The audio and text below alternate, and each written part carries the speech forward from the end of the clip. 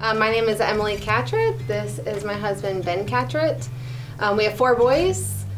Jack is our oldest. He's 11. He is our only biological child. And then we have Jay, who's 7. Braxton is 5. Simon is 4. And those are 3 babies that we adopted through foster care. About 12 years ago, a friend of mine posted on a social media platform a picture of Missouri foster and adoption paperwork. And to be honest, I had no idea that that was even a thing. I don't know if it was my ignorance or just maybe I was naive, but I didn't know that fostering was a thing in our city, honestly. So she planted the seed in me, and that was that. God planted a seed. And then we got pregnant with our oldest, Jack. And when I was 4 months pregnant, the doctor said that I have a gene and Ben has a gene that our biological child could have a terminal illness. So for about, 5 months, we had family and friends praying over us, just that he was healthy. And then he was born, and praise the Lord, he doesn't have a terminal illness, and he doesn't even carry that gene. So then when we were like, okay, it's time to grow our family, I went back to that seed that was planted, and we thought, you know what? The Lord put this seed in our life. Maybe this is how we grow a family. And that's just how we went the foster care route. Yeah. She wanted more kids. And what was awesome was, like she said, when we were dating, she was bringing it up to me saying, I really want to foster kids sometime, or I want to adopt kids is what you were saying at one point in our life, in one chapter. And I was just like, well, I really like you, so I want to do that too. But the seeds were planted then, and not thinking years and years and years later, that it was easy. It wasn't this hard thing to transition to in our life. It was like, oh, remember that thing? Let's just do that. And it wasn't like a real emotional, difficult thing for us to transition to. It was like, well, let's do this. Let's do it together. Let's see what we get into. And I'll say, we did have some people who came against us and who said, you shouldn't do this. That's not how you should grow your family. And I'll put this out there. Foster care the goal is not adoption. The goal is to have a child in your home and love them for however long they're there.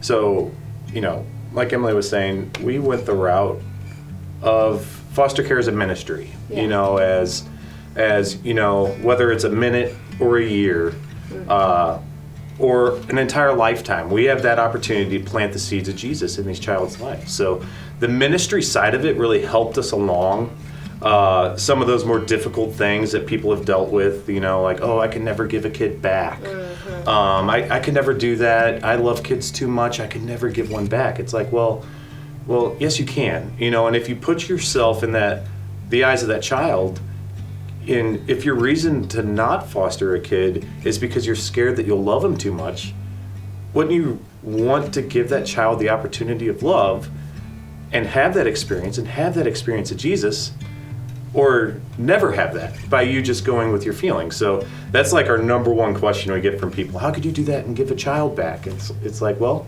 you just do it. And we have our first child that we fostered. We had him for over a year, right? Or about a year, 6 months. We had him for 2 days. It feels like a long time. No, but we experienced his second birthday, but and he was, the goal at that time was reunification, and he was reunified to his family. So, and it was, the system helps you along in that. Like if the team goal is reunification, we go along. It's not just this flip of the switch, the kid's gone. We got to be a part of that. And Missouri is actually really good with that as far as letting the foster parents be as involved as they want to be. We met bio dad, we met bio mom in multiple cases.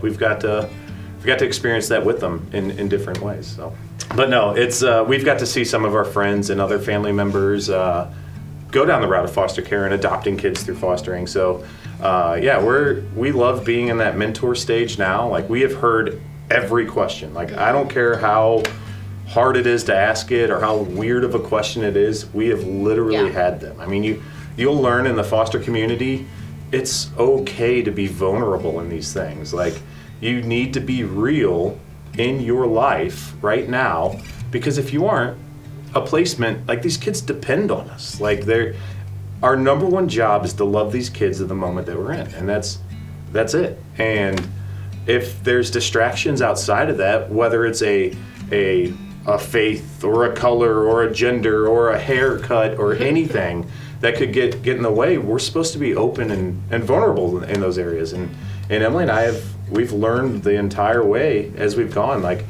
I've learned every time our phone rang, the kid was coming to our house. There was no, I don't think it's a good fit. No, the kid came to our house. So our experience with the process of fostering and adoption has been, I mean, it's a roller coaster. Like, to be honest, it's something that's really brought her and I together as parents. Like, you know, there's this idea of, you know, you have your incubation of pregnancy. You have 9 months to prepare for this child that's to come. And in fostering, it's a phone call, and you don't know what this child is. And I mean, one of our, you know, with Jay, I was an hour away. Emily was at work. We get a phone call, and the caseworker's on their way to our house because of discharge of the hospital. And we just got to get there. And they show up with a baby and a bag and say, see you later. Yeah, so to go back, so to become a foster parent, you have to do like home studies. You have a 10-week course. Mm-hmm. We specifically got licensed and took classes through a Christian organization because we wanted the perspective of we want to love these kids. And when you have a Christian mindset, it changes everything. So it wasn't, you know, our mindset was, again, we talked about it already, we're going to love this child for 1 minute, 6 hours, 12 hours for the rest of their life. Like, they are there. It doesn't matter how long they're there for.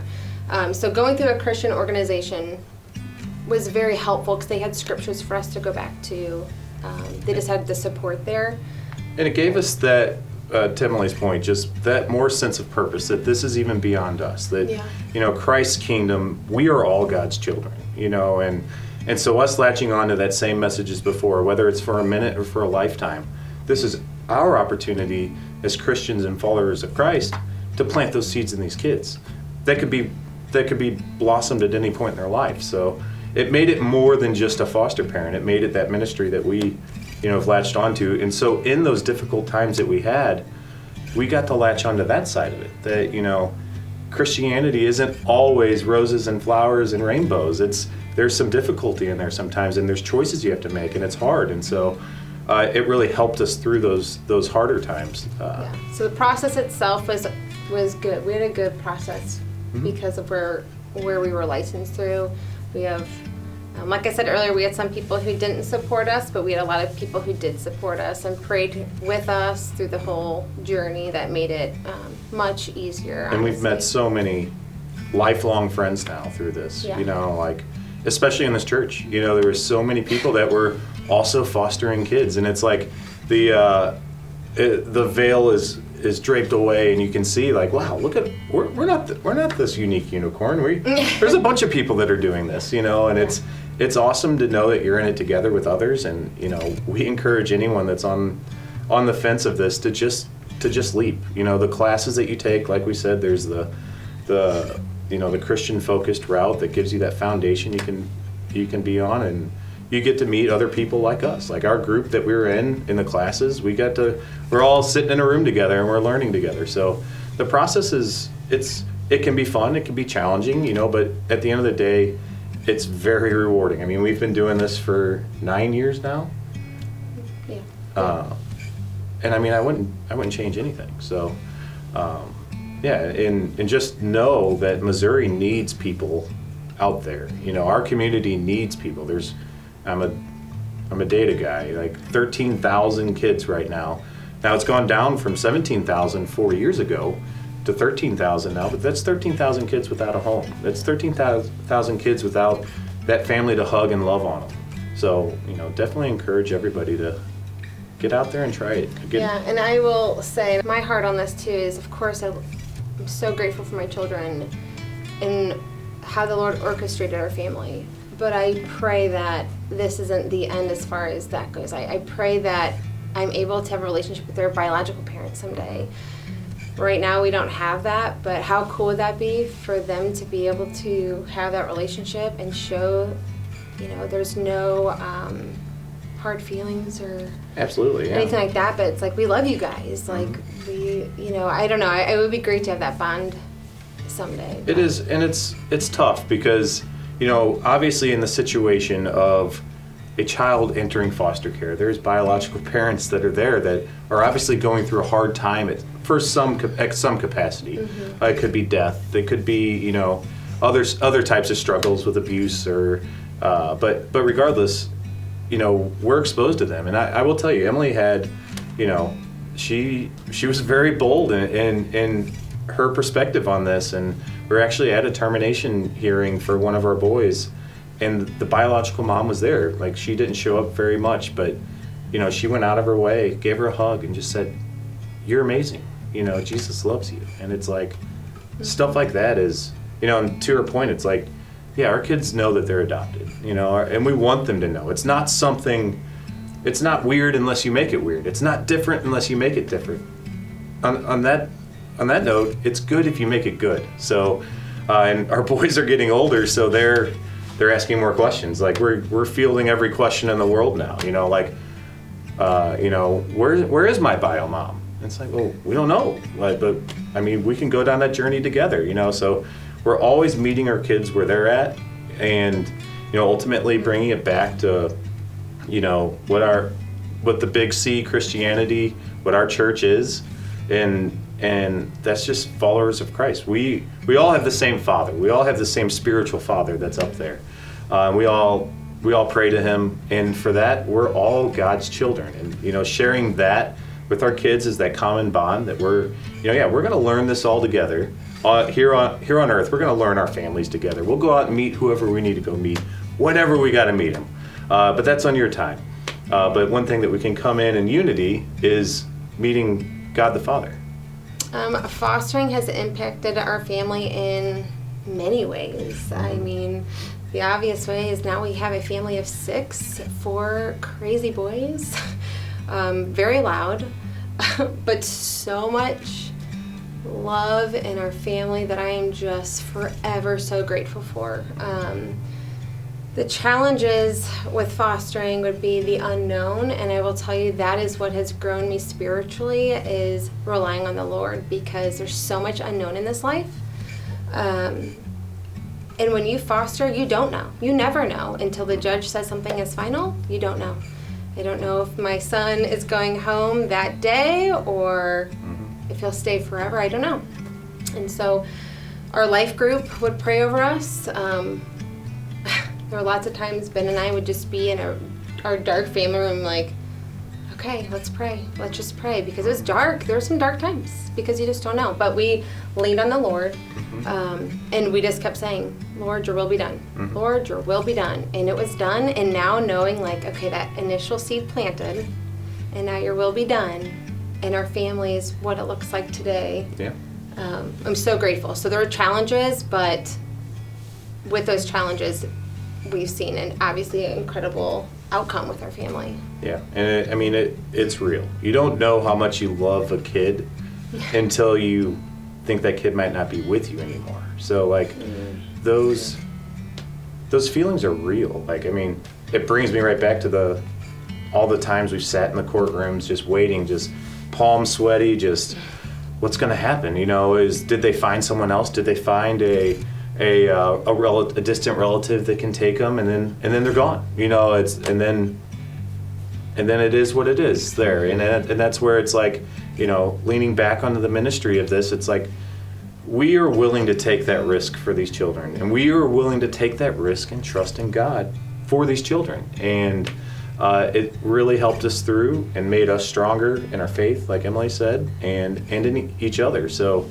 that's probably one of the largest struggles that we had. But I mean, that's the largest struggle anyone has even getting into foster care. So I encourage you to take it. We've made it through it. We know other families that have had long-term placements that were relocated to somewhere else. I mean, it's tough, but when you have a community around you, I mean, the love is all around you. And like she said, our life group, our life group has changed so much over the years, but what's stayed consistent is that foundation of love with each other. We all meet each other where we're at in our lives, and I know her and I have leaned on our group a lot in times of struggle in our life. So, I mean, I forget all the time that we adopted these kids, and obviously when people see us, they can see, wow, that's a different family, but we forget about it all the time, but it's... Well, I also pray that my kids grow up and this is normal, and that maybe they can do this too. That is my prayer. I mean, the Lord will be done, of course, but that is my prayer, that this isn't weird. This is normal. Kids coming in, and in our family, we don't all look the same, and that's okay. And I pray that that's a normal for my kids. It's taught. Our youngest, they haven't experienced it yet, but my older two, it's taught them to stick up for each other. It's taught them some life lessons that maybe they would not have normally encountered yet, because they don't look the same. But it's pretty rewarding though, seeing like they have each other's backs. And them naturally saying, I'm going to foster a kid someday, and hearing them say that, they want to be like mom and dad, and, because our family's just our family, and that's, in our extended family, the same thing. Like, we sat there and worried so much what people would think, what people would say, will this child fit in? And it's like, all of that was such wasted time of worry that if we just set it aside, or if we knew, it would have been so much easier, because it's not an issue at all. Like our kids are just our kids are our kids. I think one of the biggest things is, that we learned when we're going through the classes is that think of these kids as a puzzle that's not all the way put together, and you don't even have all the pieces until they're older. Like, I didn't even know what trauma in the womb was until I went through this class. I hear that, these children didn't get, these mothers weren't taking prenatal vitamins a lot of times, and, not getting the routine checkups and the nurture in the womb. So, but knowing this, as these kids are getting older, we don't really know long term how that impacts them. But, I kind of expanded that teaching that they gave us to, it goes to me as well. Like, I'm a puzzle piece, a puzzle that's not all the way put together either. And I want to learn this puzzle with these boys together. Like, we have to go find those pieces together, and we're gonna do it together. I think that's the theme that we have, is we're just gonna do this as a family. We don't have all the answers right now. We don't need to have all the answers right now. That we'll get them in time. To answer, is there anything that I would want to tell someone who's potentially interested in fostering? That if you feel like you don't have the support that you need, you do. I feel like my main thing that I've learned recently is to feel comfortable being uncomfortable. That's what I'm learning lately. Reach out for help. Get involved in a life group, a women's group, a men's group. Whatever you need to do, you will have people that will be an army with you, if you will, and will help you. Just don't let fear decide, don't let fear stray. What am I trying to say? Don't let fear guide you. Yeah. No, you're exactly right. There are so many people in our circle and in our extended family that just wanted to help, threw clothes at us, threw toys at us, wanted to come over and just sit with the kids, give us a break, give us a gift card, bring food over. I mean, people want to help, and just know, if you are one of those people that want to help, there's many different ways in the foster community that you can. You don't have to be an all-in foster parent at the beginning. There's something called being a respite home, and I know we depended on that a ton. We couldn't even go on a vacation out of state a lot of times with a kid in foster care because the kid has to stay in the state in certain circumstances. But having a respite family where you take on foster children for a period of time while the foster parents are taking. Sometimes the foster parent just needs to take a break, you know. So it's like, hey, I need a week away, so you can step in and take this kid for a week. And there's many different ways. Like our life group this coming year, we packed a bunch of care bags for the kids, because we learned through our class as well that a lot of times these kids, that's the only thing they own, is a book bag that was given to them when they got into foster care. So we packed some bags with some necessities in there, but there's so many ways to help, so many ways. Yeah. I'm Emily. And I'm Ben, and this is our story.